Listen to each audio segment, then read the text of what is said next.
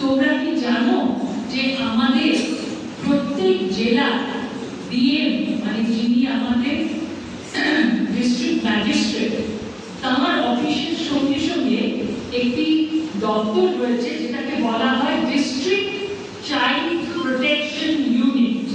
কজন জানো? কেউ শুনেছো?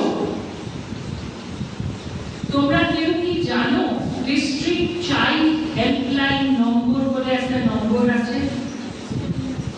কে জানে? হাত তোলো। নাম্বার কত? হ্যাঁ বলো।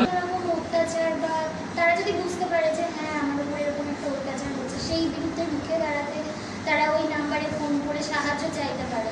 খুব ভালো।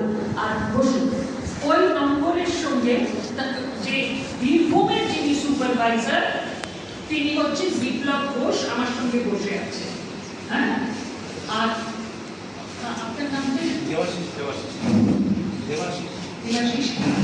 দেবাশিস ঘোষ। উনি হচ্ছে চাইল্ড হেল্পলাইন নম্বরের প্রজেক্ট কোঅর্ডিনেটর। আচ্ছা